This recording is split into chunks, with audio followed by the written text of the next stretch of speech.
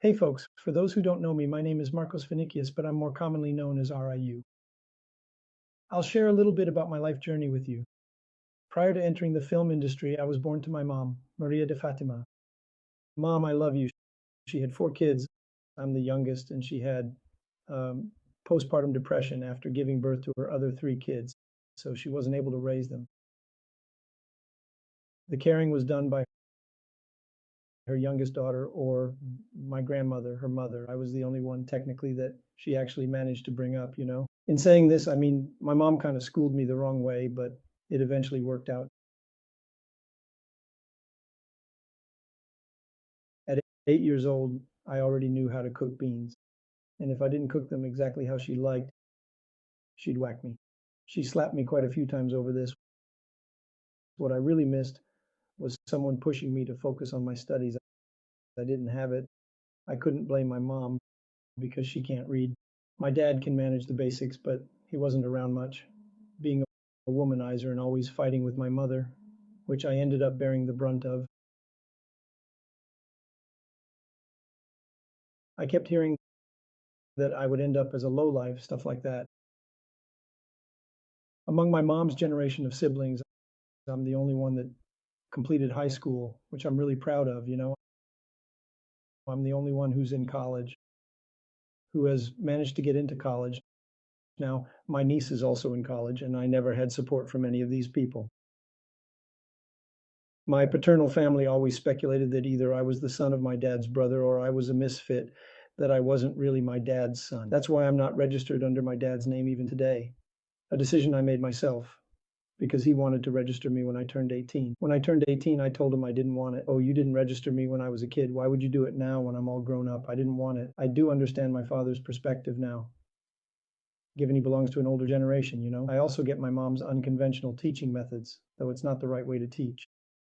But if it wasn't her, I wouldn't know how to fend for myself now.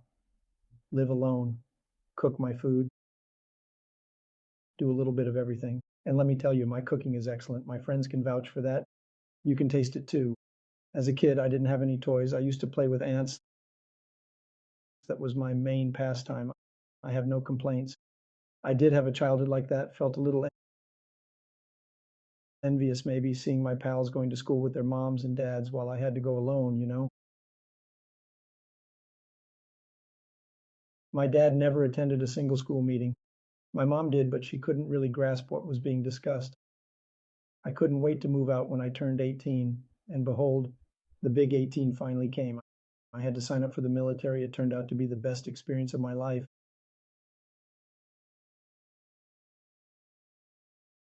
I actually didn't want to, but when I went to register, my hair was dyed platinum and ran down to here, plus it was carnival season.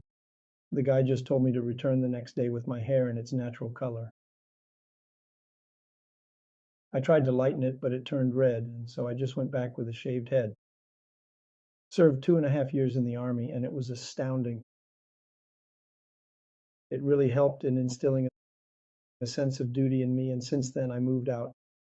Meanwhile, I met the first man I ever had a relationship with, actually, the first man I slept with, who became my friend. I moved to Rio and shared rent with him. So then I ended up going to a sauna.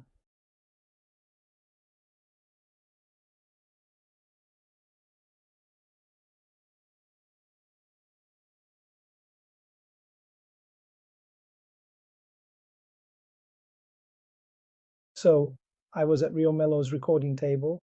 Before Riu Melo, there was another brother. Riu Melo was the producer of Alexander Kibotoy, and the name is really cute. I'm a shy person, even though others may not totally believe it. I didn't feel amazing pleasure during those recordings, unlike the new ones coming up. I use this kind of gloomy character. My best childhood friend Jay started dating and got married. That's when I experienced another type of relationship. Then I thought, oh, it's not just that. That's when I opened up to the idea of getting close to someone. And one day, I would never date a fan back then. At a party, some guy looked at me and I didn't really pay much attention. Then there was the event. I was already a volunteer for the NGO called Pella Vida. At the time, I wasn't a peer educator yet, and I didn't have my nursing diploma either. This was at the end of 2012. Then I went to get on the parade float. He liked the party anyway. We chatted, and I liked it because, at no point did he tell me that he knew me well. So we exchanged contact information. Didn't hook up that day, but later he came to my brother's house and we got together, and from there we started dating. This was still in 2012. At the end of the year, he asked me to be his boyfriend. I said no, but then I sent him a Musica voice message accepting his proposal. Wow, so old school voice message. And it was a really amazing relationship with him. He never asked me to stop filming, but then on February 16th, 2013, I went to shoot an adult film with Hot Boys called The Stepdad, and my ex-husband drove me there. So he dropped me off, and I noticed he had a different look in his eyes, and it really got to me. I thought, I don't want this for me. So that's why I decided to quit. I thought to myself, what am I going to do now? Then I decided to pursue nursing, getting a technical diploma. Worked in home care for a while, taking care of a patient who eventually passed away, which is why I stopped working in home care because I got too attached. My aunt was my boss. She owned the home care service. One day my patient fell and we had to take him to the hospital. So I called her and she said to wait for another guy to come. I don't know where I found the strength. He was 1.9 meters tall. I managed to put him on the wheelchair and take him to the hospital. His family thanked me. They're still my friends to this day. Since then, I didn't want to work in home care anymore.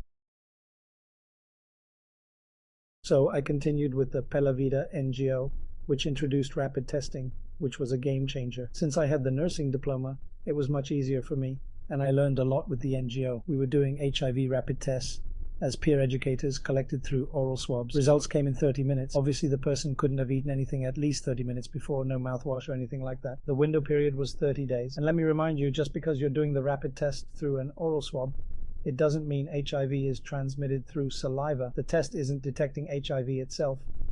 It's detecting HIV antibodies.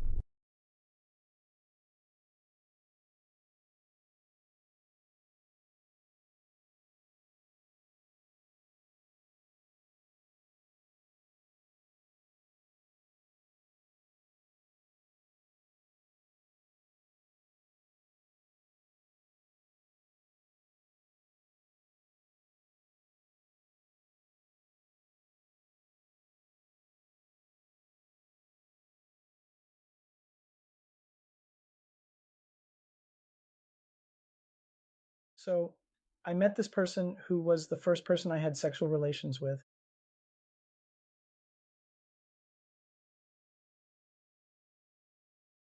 I also fell in love. It was my first love, I think, a guy.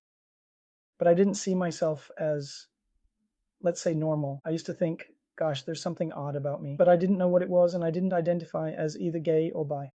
Instead, I used to say I was a mutant. Go figure. I came to share a rent with this person while I was still in the military. Then one day I was under the base, started looking for a job, but I couldn't find any. I went to see Daisy Ria's show at a sauna. I didn't even know there were men's saunas. I was about to turn 19. So I went to this sauna, turned to my friend, who I had a crush on, said, oh, I want to work here until I find something else. So he told another friend who introduced me, Macchio. Then Macchio got me a job at Antiques Pazio. I worked there for just a couple of months. Then one day I was on the beach, met a translator, Rodrigo, along with Alexander, asking, oh, you don't want to make a film? Some kind of thing. I said, no, what film? Sent for this? No, I don't want to. Then they said, it's solo, just that. They gave me their card. After about 2 weeks, I messaged them. Message no, I called, right? I mean, WhatsApp didn't exist, and they were still in Rio.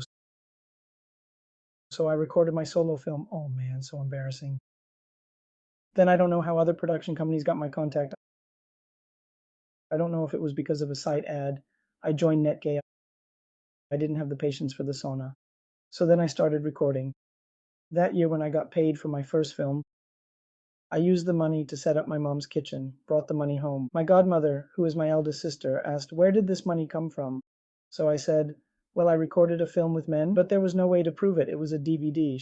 She said, "Marcos, if you're involved in something illegal, you know I won't even visit you in jail." I actually found it funny. Later, when I got the DVD, I showed it to her, showed it to my mom. I've always been honest. After about 4 or 5 months, don't know how, they sent my mom to my mom's house a DVD of mine hung up on the wall, man. My mom didn't even look at it. Now I wonder what she would have thought if she hadn't known. So I want to thank my family a lot for that. She might have all the flaws in the world, my sister, who was like my second mom for not being prejudiced towards me, my nieces. And so I started recording.